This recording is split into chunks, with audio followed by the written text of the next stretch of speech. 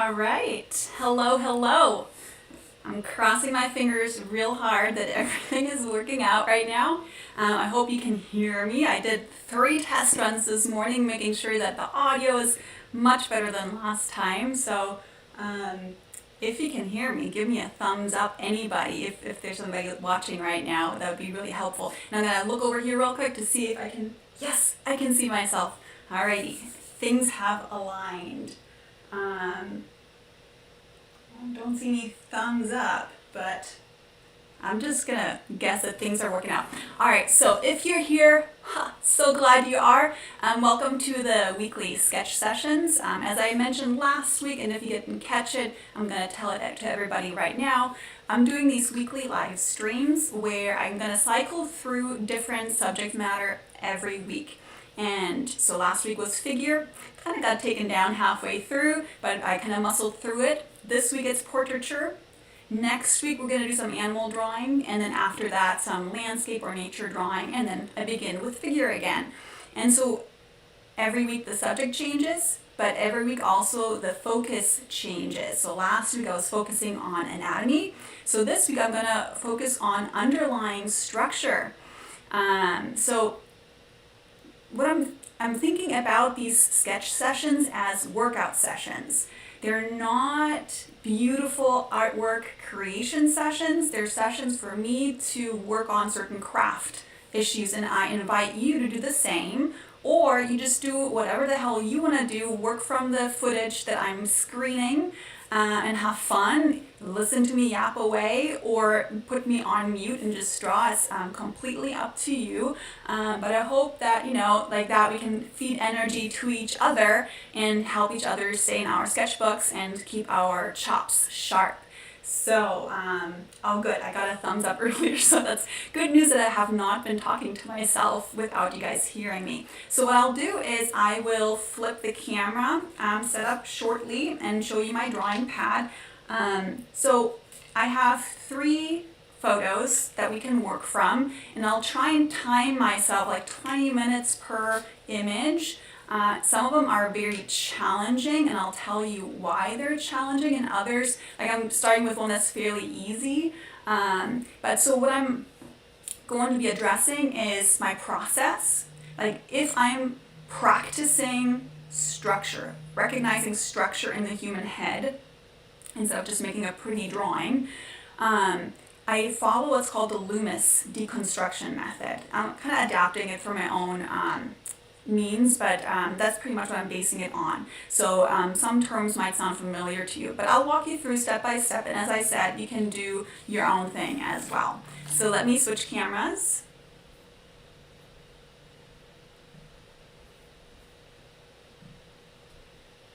Alrighty, so as I said, I'll have about 20 minutes per image. And I'm using Prismacolor Color Erase pencils. They're a little bit light in the beginning, so what you might be seeing is a little bit faint. But as I keep working, it'll build up darker. And so the way you want to think about any kind of drawing, whether it's a portrait or a landscape or whatever it is, you want to think of it in different phases. And the first phase is the phase where you just kind of get the lay of the land. Like you establish the big picture, meaning visual connections, shapes, rhythms. And this is where you establish, if you're drawing a head, if that head is actually upright, or if there's a lean left to right, and also what the 3D orientation is. So this girl here, this is Heather, like she's turning away to the left side. So me putting that center line immediately onto my head shape already gives me an orientation, a 3D orientation. Now, the kind of head shape I like to begin with just in the very beginning, is either kind of like a guitar pick shape or a kind of a egg shape. I don't know if you just heard that crashing sound. That was the kitten. He's trying to jump on my leg as I'm drawing. So these are the two types of shapes I'm beginning with, and I'm basically asking myself, is this egg shape upright or is there slight lean left to right? And that is not to be underestimated. Like drawing this most simple version accurately, totally underrated, huge difference maker. So now let me trim my shape up a little bit. So I felt like I elongated her head a little bit. So I'm gonna make this a little bit shorter. All right, so now I have, this is, to me that would be end of phase one. So phase one is just like super loose gesture where I draw faintly. Now I'm starting to enter phase two. And in phase two, I'm really interested in the 3D structure. So a little bit of side drawing here. The way our heads are constructed, it's kind of like this. You have a ball, and on that ball, you have this kind of curvy face mask. So the ball part is our cranium, the part that is enclosing the brain. And it's not a total ball, it's more like an oblong ball that's kind of, I don't know, eggplant shaped. And then you put that facial mask on there. Now, the other thing about this cranium is that it's not a perfect ball. It's kind of, I think of it as a cookie dough ball where you kind of shave some of the sides off. So that's kind of the side plane that's a little bit flatter. So on your own, like if you feel where your eyebrows are, where the peak of the eyebrow is, that's where you have your temple bone. So that's what I'm looking at with Heather right now. So I'm looking, where is that arc of her eyebrow? And that's where her temple ridge is. And that's where I'm placing that side plane.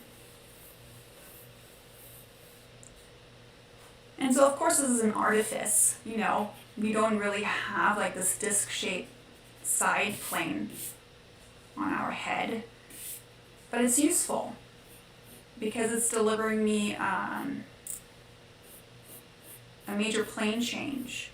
Right, where like the forehead becomes the side of the head, and later on where the front of the face becomes the side of the face. So this is a very important 3D structural element that I'm seeking out very early on. Now as I'm doing this, I'm paying attention to the distances. So my initial center line wasn't quite right. I nudged that over, so from here to here is bigger than here to there.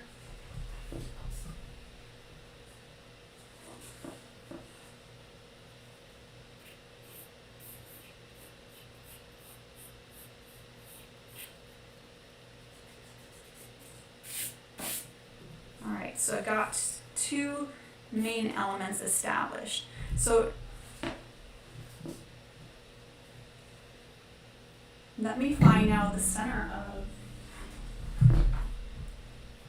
this head. So I'm trying to figure out if I want to have her eye line arcing up a little bit or arcing down. Let's try this. Okay, hold on you guys, 1 second.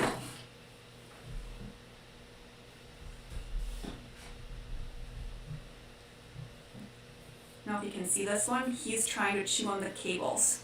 So he should need to go into a timeout. Sorry about that. If the sound goes away, it's because the cat chewed the cables.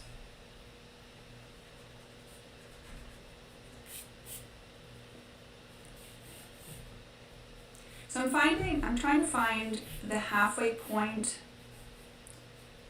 of the side plane. Coming back to this cranium idea. So if this is your cranium ball, that side plane should be about 2/3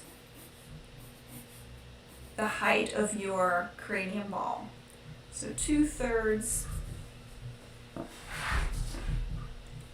And then like these, if you put these little snippets together, they'll give you the remaining third.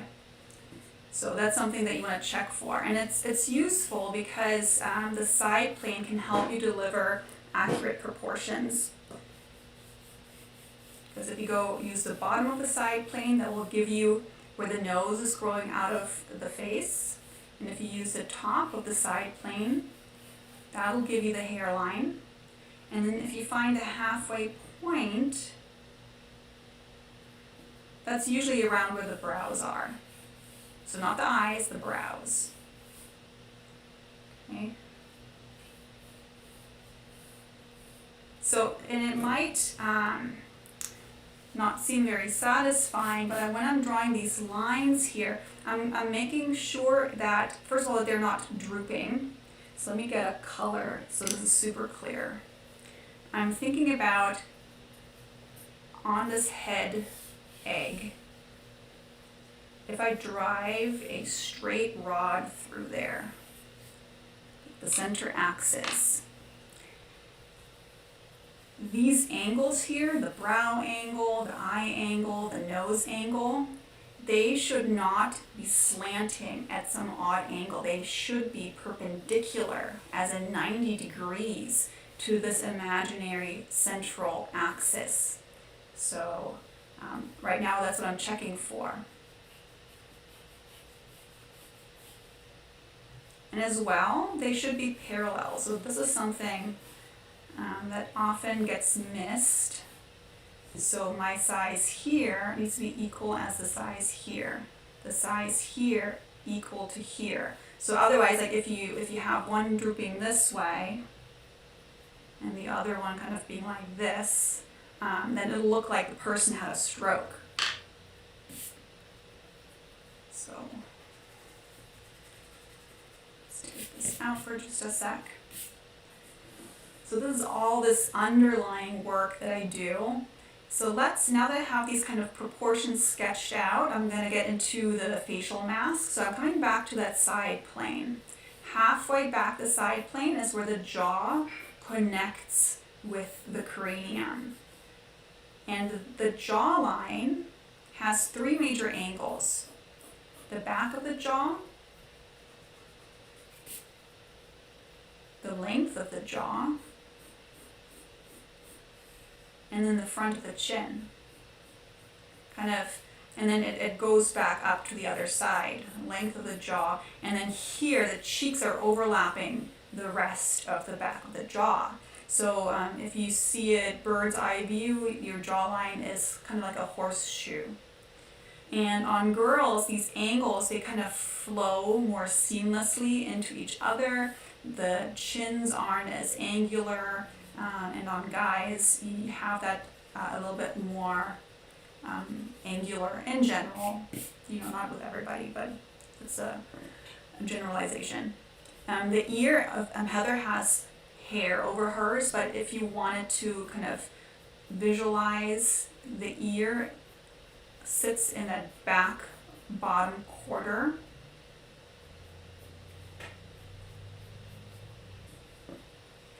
Of your side plane, that is. And then one more plane change that's really useful and is so beautiful on her, very easy to see. If you go from the top of the ear to the cheek to the corner of the chin, that's like an imaginary rhythm. It's like a plane change where the front of the face changes to become the side of the face. And on her, you can see it so beautifully because that's where the light and the shadow are separating. All right, so this here is starting to look pretty structured. Now I'm gonna address the other side by means of what's happening in the front of the face. So I'm gonna add on now and find the brow ridge.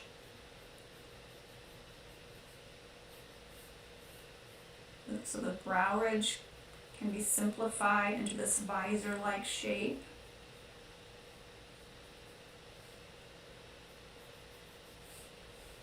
Now I have to be careful not to get too broad. I might have to readdress the width.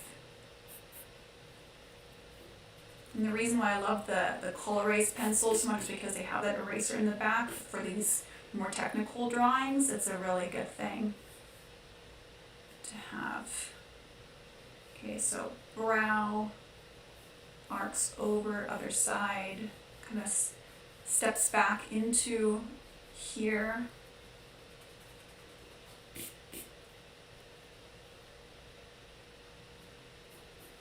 I'm keeping an eye on the time, about 5 minutes left. Maybe I'll give myself just a little bit more on this one. We'll see. So this is this eye socket structure now, right? So it's basically I took the cookie dough ball and I kind of sliced into it like that.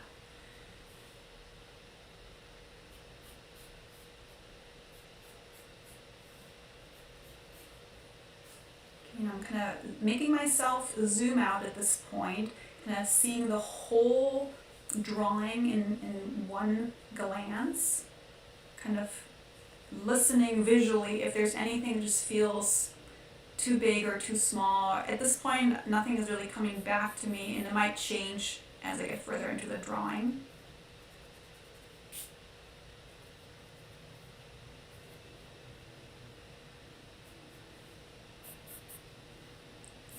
Let's connect this. Okay, so now that I have this, let me think this was from the nose. I'm going to start building more the feature structure. So now I have the head structure, but I don't have much of the features yet except the eye socket.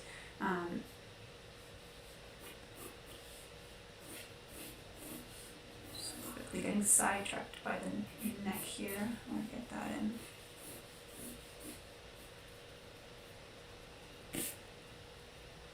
Just so it doesn't look like this head is just floating in space.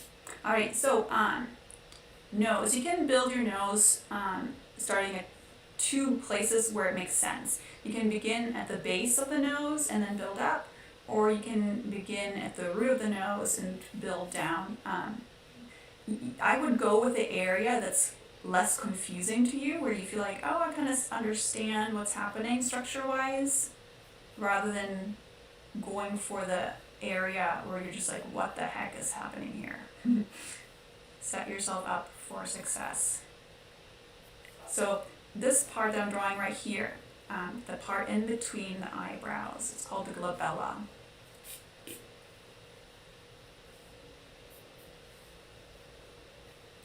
It's like a keystone shaped thing. And then, so this is the front plane of the glabella, and then you want to step down into the eye socket, and that step down here, this line that I'm drawing, that depends how long it is person to person. Some people have very deep eye socket structures, and others not. So the structure isn't just, some generic wireframe. It does already contribute a lot to the likeness of the person that you're drawing. So now I got my front plane of the glabella, I have my side plane of the glabella. I'm seeing like this very small foreshortened sliver on the other side. So now I'm getting down, and I just have to remind myself, stay simple first. I'm gonna go down the length of the nose, just with like straight lines for now. I'll modify that eventually. And so next I'm going to go to the base of the nose. So where the nose grows out of the face, not the tip of the nose, I'm gauging how wide that is in relationship to up here.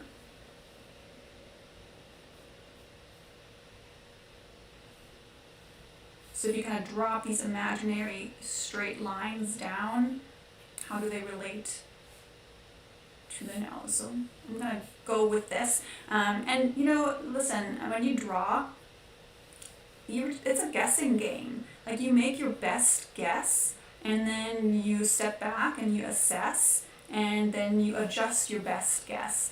And if you haven't drawn much, your best guess is going to be fairly off. And if you've drawn a ton and you practice every single day, then your first guess might be dead on. So no shame in having duds as first guesses. You just don't want to stop at the first guess. You want to keep working on it.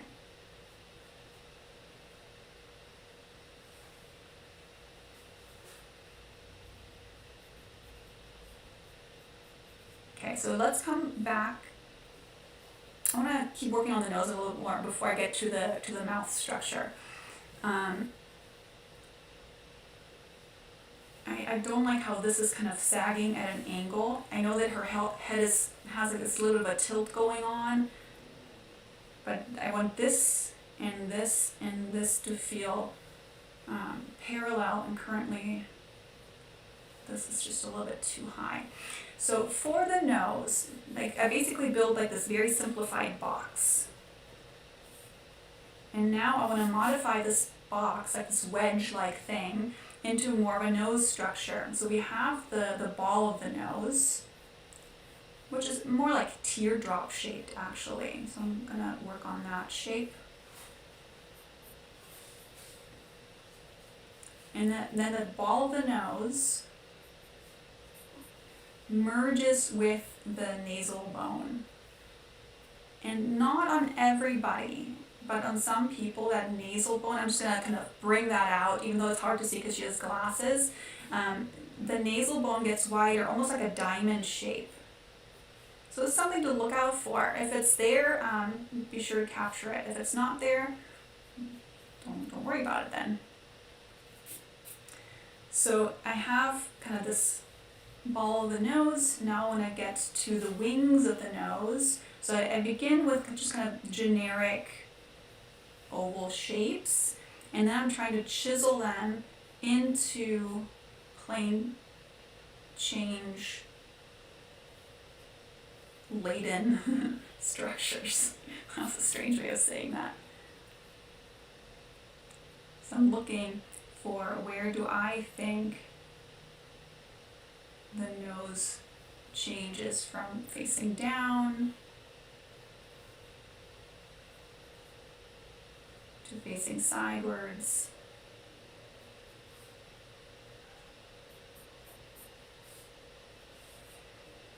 And that's the tricky part, like finding those plane changes. That's really where our brains start to go all haywire.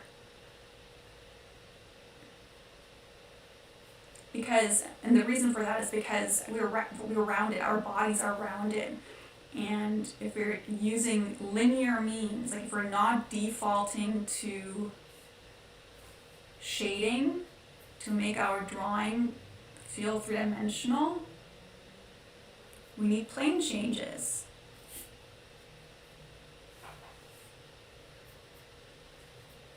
And for plane changes, we have to make a call. Like, I'm going to call that this is where the plane change is. And as soon as you make a call, you risk a failure. But that's all right. I better make a wrong call and have tried than just hide behind like, oh, I'm just going to put a little bit of smudgy smudge here and not really ever know how to draw something without shading. All right, so got my nose. Looks more like a nose than just a wedge at this point.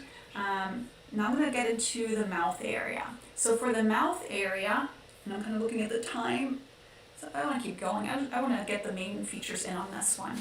For the mouth area, don't begin by thinking lips. Begin by thinking, these folds, these creases that we have coming off of the nose, like in between the cheeks and the nose here. Think of that whole area kind of going down to the chin.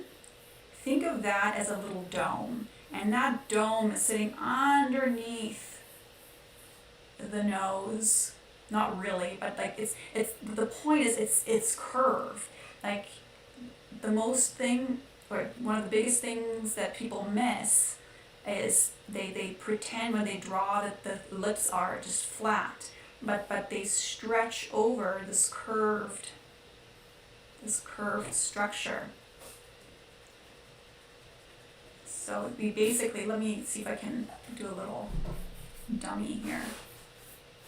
So if this is your head, if you want to be really extreme,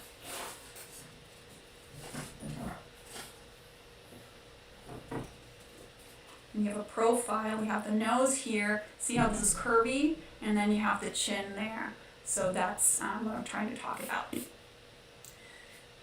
And so just how I was being careful about the brows aligning and the two nostril attachments, rings of the noses, how that relates to this, making sure that that's parallel. I'm going to be the same, I'm going to bring the same care to aligning the corners of the mouth.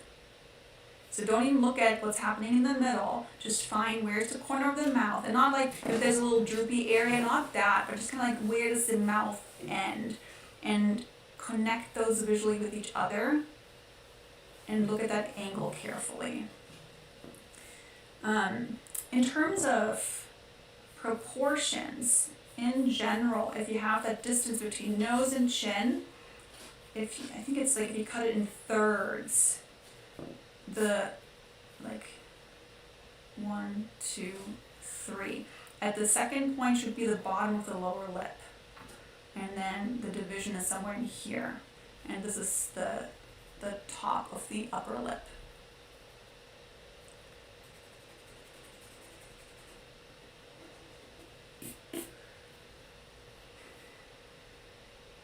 I'm gonna find my center line here again.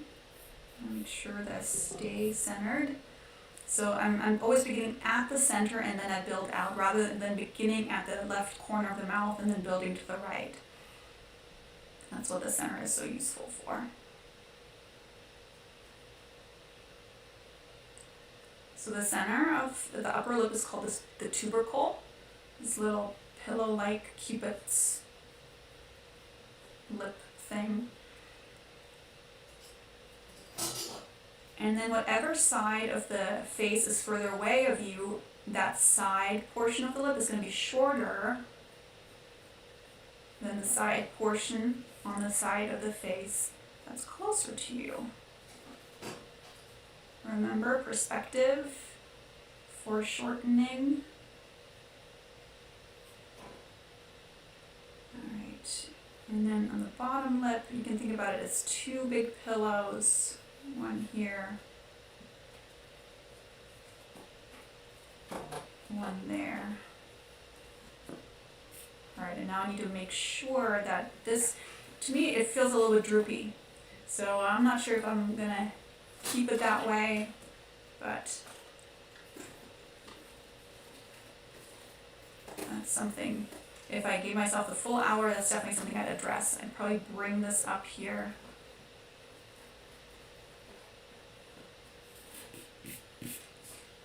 And with portraiture, just this 1/18, 16th of an inch, whatever it is, makes a big difference.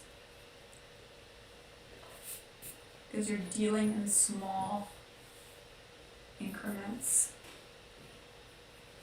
Okay, so this is where the bottom lip attaches and meets the chin. Let's work on that shape a little bit more.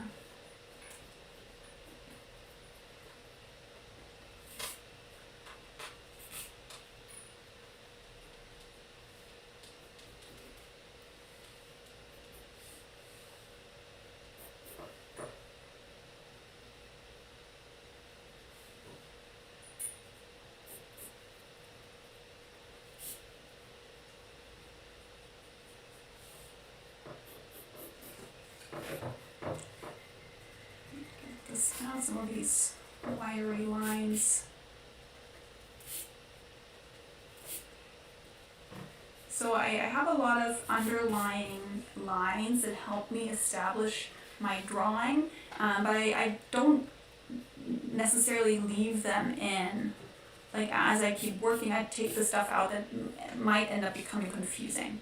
Okay, let's get back up to the eye and then I'll get to the second picture. I had 3 lined up, but there's no way I'm gonna get to 3. So we talked about this inside part of the glabella, and so the other part that's really overlooked is what I call the underbrow. It's these 2 planes here and here that take up a huge, not huge, but like a big portion of the eye area. And so if we are unaware of that structure, what will happen is that you'll blow your eyes up into a scale that's ridiculous. And we've all done it, and it's totally natural because we're so connected to people through their eyes. And so it has like this, or eyes have this emotional weight, and they really kind of draw us in, no pun intended, and if we're not aware of that, they will literally grow in size.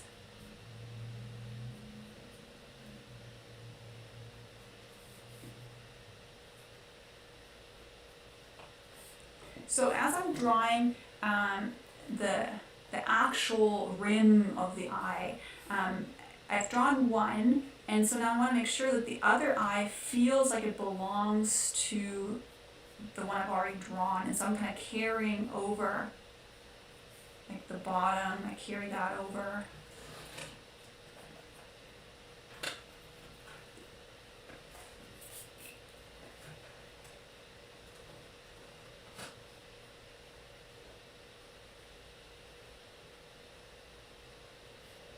I'm paying attention to how many angles do I see on my, I'm losing the tip on my pencil.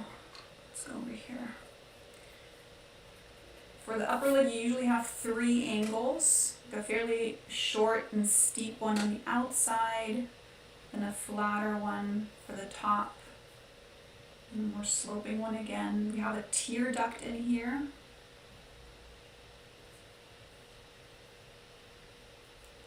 And then you want to gauge very carefully how big that whole iris portion is.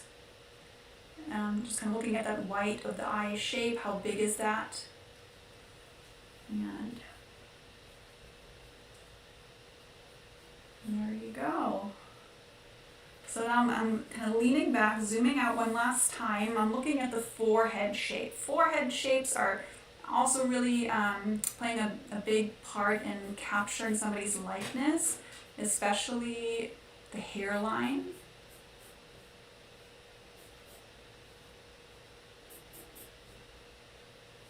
So kind of placing, I sometimes like to think of my eyes as hands reaching for monkey bars. So I'm making one hand look at this part, and then the other hand reach for this part. And I'm kind of looking at those 2 areas simultaneously, trying to find that shape without getting sidetracked by what it is.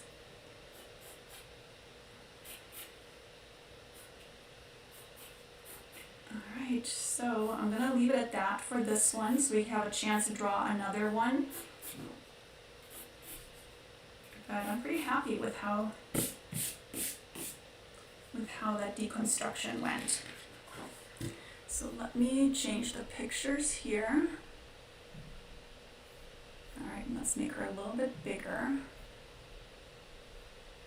Okay, so this one, I asked for submissions on who would let me draw them for the live stream, and literally everybody is wearing glasses.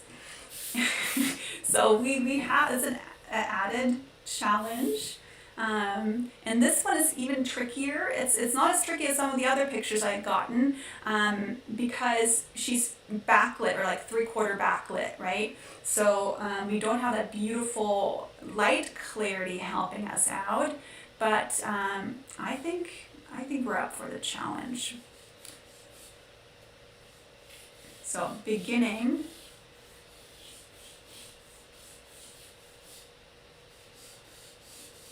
with just a simple shape. And I recommend that when you're doing this beginning phase that you kind of squint.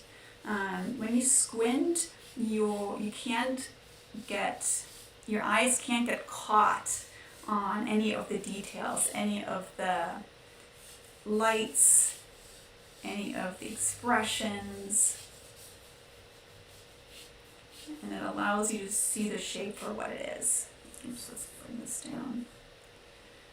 All right, so I don't have a ton of elements that I want to throw into the gesture for this one.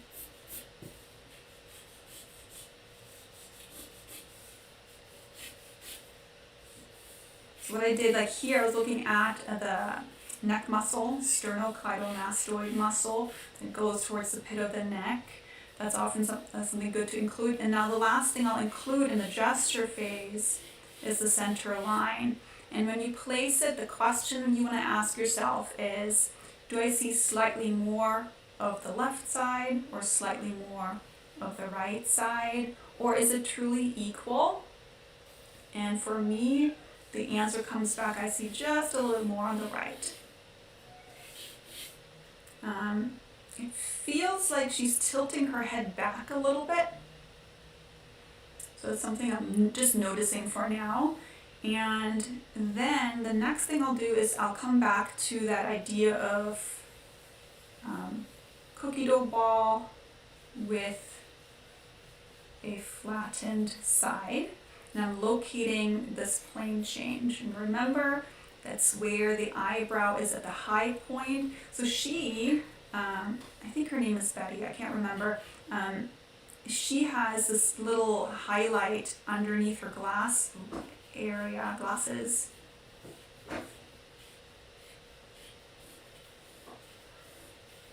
So I place the side plane here. And so again, how big? You think about where's that imaginary cranium ball. You're aiming for about 2/3 in height. Okay, so now that I have that, I'm looking for some proportion things. And by things I mean like markers. Let's see, so I'm finding my halfway point of the side plane. From the bottom and the top, making sure that these are truly equal. Since I'm using these demarcations as proportion starting points, I want to make sure that I'm actually accurate. So bottom of the side plane gives me the base of the nose. Top of the side plane gives me the hairline. So even though she has bangs coming over her forehead, if I imagine like she kind of brushed her bangs up, where would that hairline be? And then in between, that's the brow line. So again, I want to keep drawing, I want to rush ahead, but painful experience has taught me to pause at this stage and make sure that these are all parallel. And even though there might just be the slightest of droops, gosh, those things show up. So earlier when I was drawing Heather, just that little droop on the wing of the nose, just, it's like this very slight irk. It's like what I imagine like dogs feel like when they hear like a high-pitched sound. Okay, so making sure that this is equal to this is equal to this. Equal thirds. One, no, it's not. Let's make sure this is the bottom. 1, 2, now it's too big, let's make it smaller now. 1, 2, there we go. Okay, got my proportional demarcations. Now I'm kind of reassessing my center line. I'm going to nudge that over.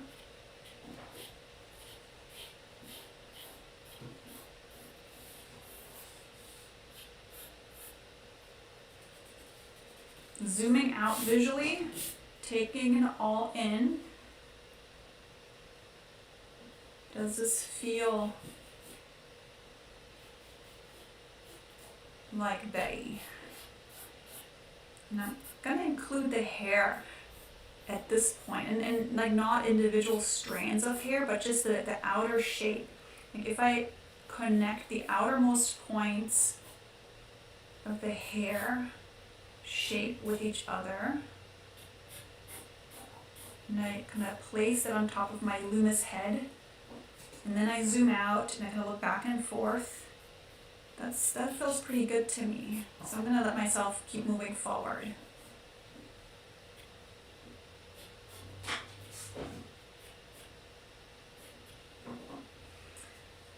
Okay, so let me think, where am I? Okay, so I need, so I had my, you know, the vertical halfway point of the side plane, and that back bottom quarter, that's where the ear is. I know she has hair over it, but just because something is covered, it's the same with figure drawing. Just because something is obstructed, you don't want to just like leave it out. Challenge yourself to think visually. What would it look like if I drew the body part that's being covered up? And then I go from the top of the ear, find that cheekbone ridge, connect that to the chin. And again, that rhythm is our front of the face to side of the face demarcation. And have the same thing happening on the other side.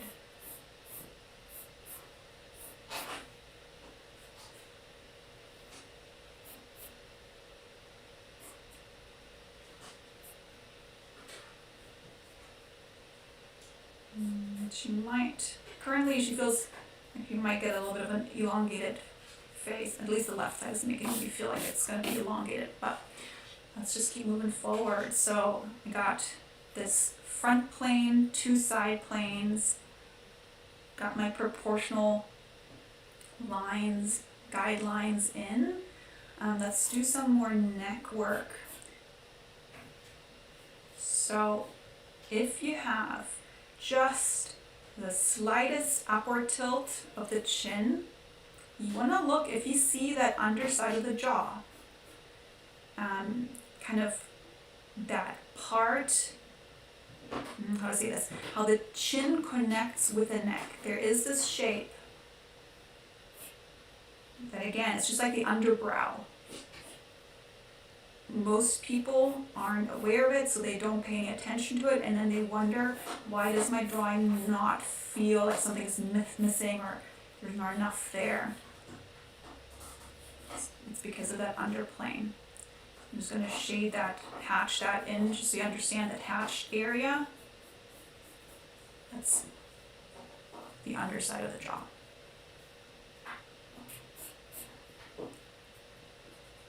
Okay. Let's get into the eye socket. Coming back to my temporal ridge here.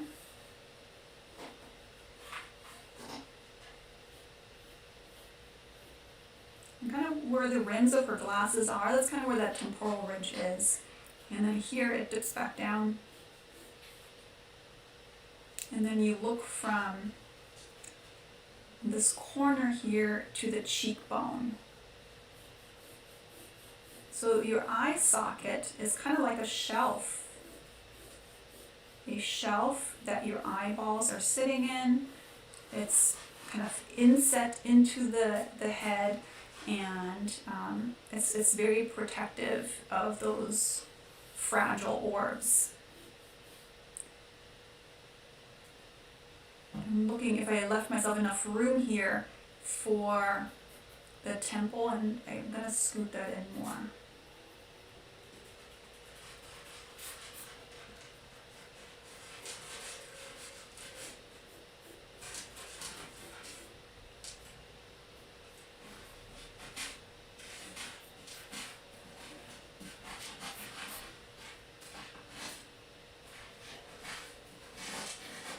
So again, in order to judge this, in order to gauge this, I kind of find the area on the image where I think, okay, this is where this plane change is, and then I make my eye hop from that area to where I think the ear is, and I kind of gauge, is this jump big enough? And currently I don't think so, so I'm going to make it a little bit bigger by nudging this over, and earlier I had the same thing happening here. So these are small changes, and they don't result in just like this very satisfying effect. It's just like, okay, now RoboFace just looks a little bit different RoboFace. There's still no real individual there. All right, let's get into the nose. So this is a challenging nose situation because your glabella, she has a very small glabella, very interesting. It's first of all covered by the glasses, and then she has this kind of upward turned nose. So let's begin at the bottom. I think that is probably the better strategy, building from the bottom up. So first I'm looking for the width here. If I hold a pencil to that wing of the nose on my screen, kind of relating it. So you see my arm reaching here, that's because I'm holding my pencil, kind of making these relationships, looking where the pencil relates up to the brow here. I was thinking that I need to figure out how I can draw on the screen to kind of show you guys what I'm looking at. That's going to be the next challenge. Okay, so notice how the way her nose attaches almost downward.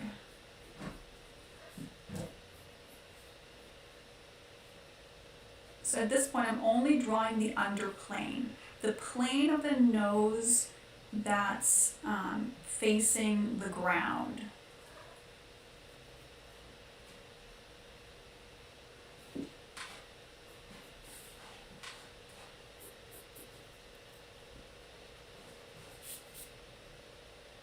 And it's so surprising. It's kind of like this weird diamond shape. I don't think that's called a diamond, but strange. And I need to make sure that this side is bigger than this side. This is the side of the face that's closer to me. Making sure that this is slightly smaller here. Okay, so now let's get into the length of the nose. Getting up here. So her length of the nose goes high up to about here, and then it fans out into the glabella. And we assume, we gotta assume in this case because of the glasses being there. Then we have a side plane, like again, remember we gotta step down into the eye socket. Step down into the eye socket. And then draw that remaining plane right here.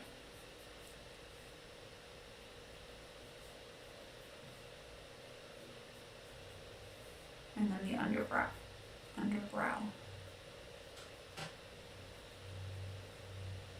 So by paying close attention to the underbrow, you're taking up all that real estate in the eye socket, kind of preventing googly eyes in your models. Gosh, I should post this on Instagram sometime. I have like a first semester self-portrait, and I swear to God, like, I don't know, a quarter of the whole head is my eye scale.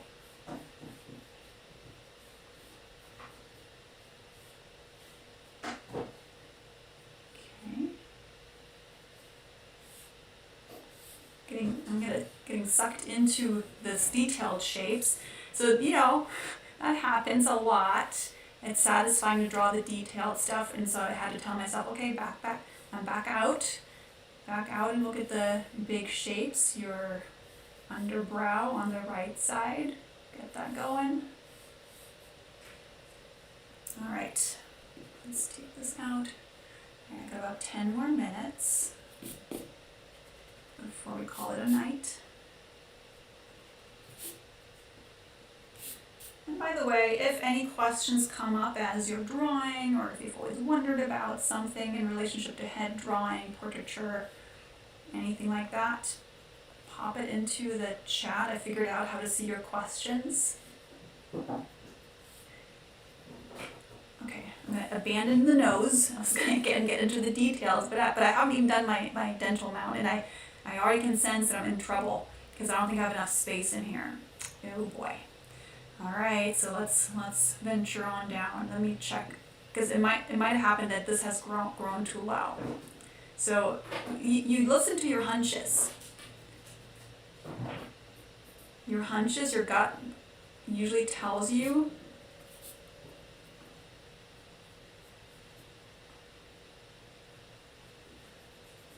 where the trouble lies. Oh, I see. I'm gonna bring this up here. Hopefully that'll help. When in doubt, make a big alignment. What does that mean? You find the outer point of whatever is in question, and you connect it to another area that you're pretty set on, and you see what kind of angle that to create, like on the reference. And then whenever you got it on the reference, you check if in your drawing it's the same angle. That's a good way of checking.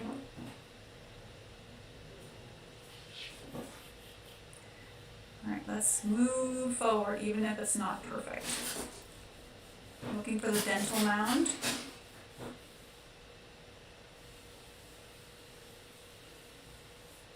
And the chin. So I got my chin dome. Chin dome is another little rounded pad.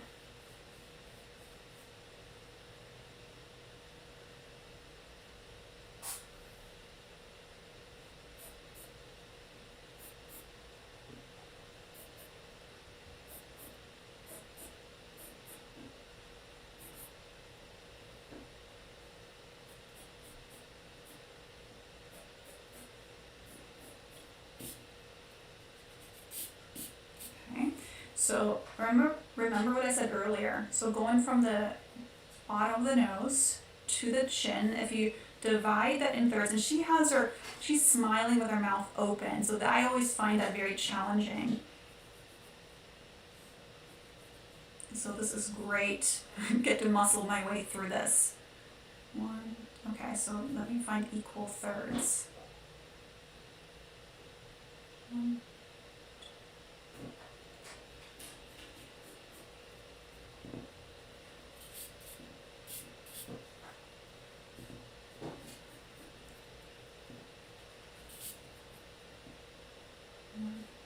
2.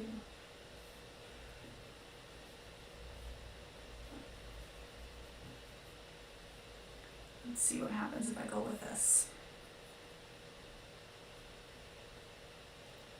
Corner of the mouth, I relate that up to the eyes, or the eye structure.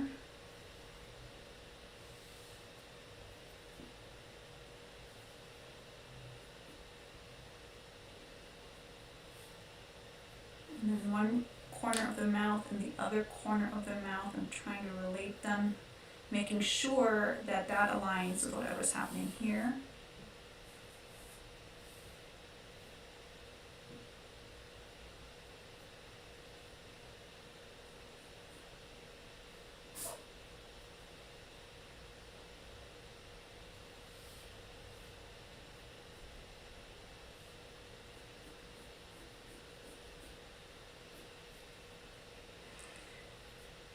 Another way way to divide this lower section, nose to chin, is if you go from here to here and cut that in half, that's where the bottom of the lower lip should be.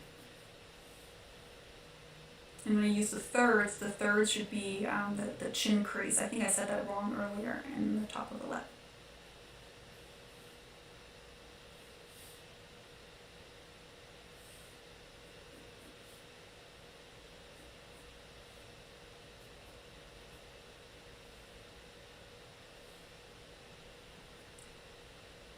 When there are teeth involved, stay far away from drawing individual teeth. I'm kind of very slowly working my way around this mouth area, making sure I have the big shapes, the big angles, right? Rather than trying to get the smaller detailed shapes.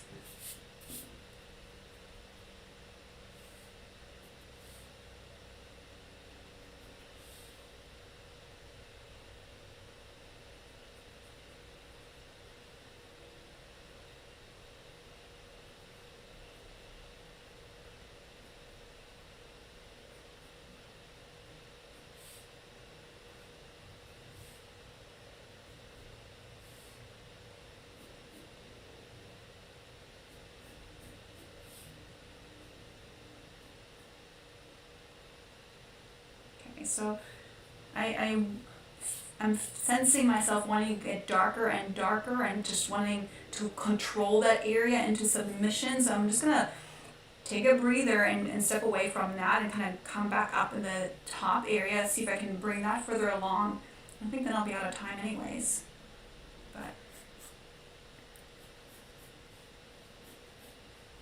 so I'm looking at, just like earlier, looking at the forehead, that shape created by the hair.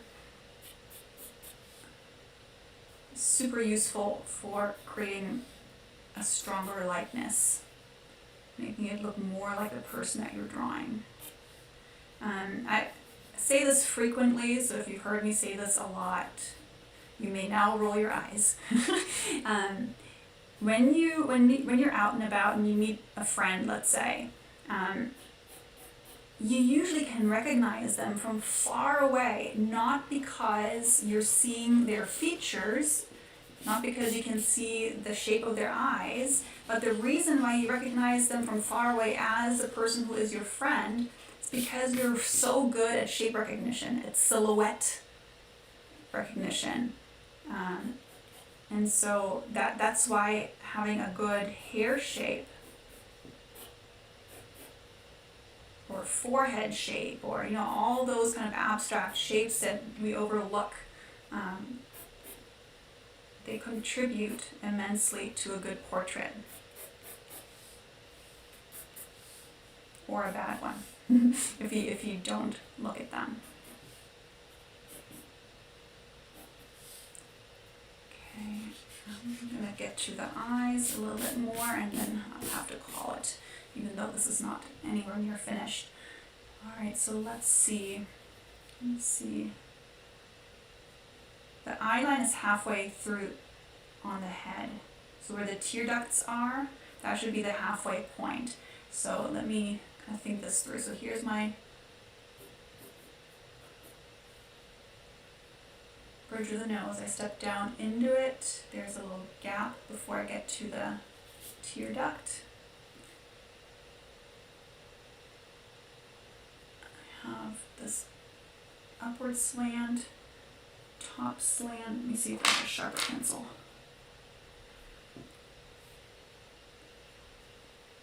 And then I have this fold, the lid fold, kind of crease here. And then this arcs up because we're looking up at it. And I'm going to carry this over to the other side. Getting kind of blinded by my studio light, so I'm not seeing very well what's happening on the screen. This here overlaps here. Carry this over. So again, I'm thinking bridge of the nose. I step down into the eye socket, then there's a little distance before the tear duct begins.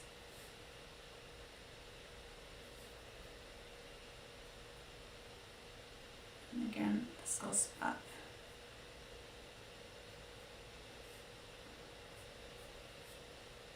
Okay. And then we have, this is the sphere of the eye, which is why we have these creases here. They're sensing the ore that's behind these lids.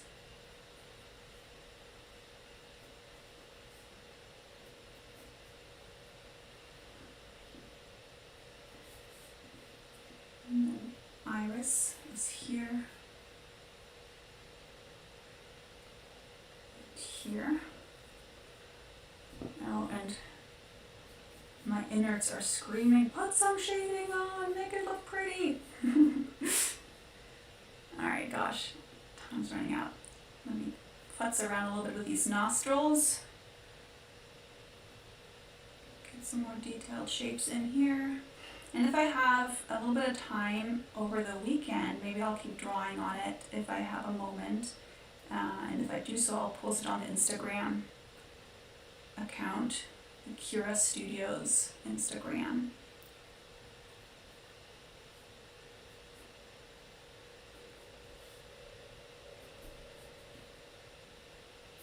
Get the ball of the nose.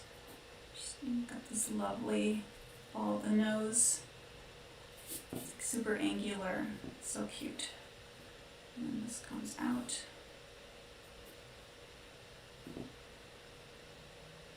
And the wings of the nose, you kind of curl under.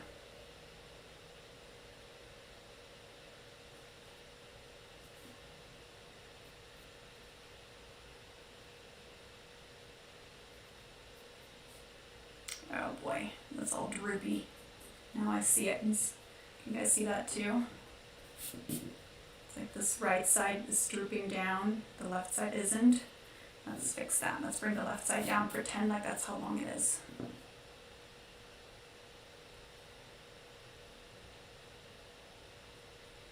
And it's barely anything, it's just like the thickness of a pencil line. But it bugs me. Alright.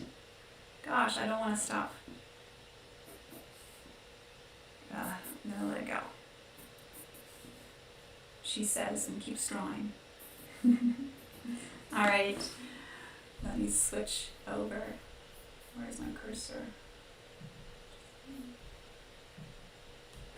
Alright, you guys, I hope this was useful. I hope you got to draw and kind of got all warmed up, and I hope that you have time to keep drawing for the rest of the evening. If you do, take a picture. Tag me. I want to see. So if you're on Instagram, I'm at Kira Studios. And if you want to catch next week's session, they're always on Thursdays, 7:30 p.m. Pacific Standard Time. And next week I'm going to do animals, and I'm pretty sure it's going to be bears, brown bears. I'm super into brown bears. And I think I'll be focusing on shapes, like how to get some really solid shapes. So not 3D structure, but good kind of representative to their species, the shapes. So if you're down for that, join me next week.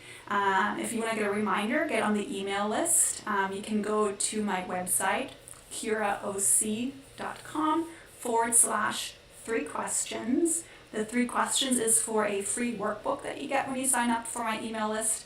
It's 3 questions on how to make your drawings better. It's a really great workbook. I put a lot of effort into it. It's totally worth it.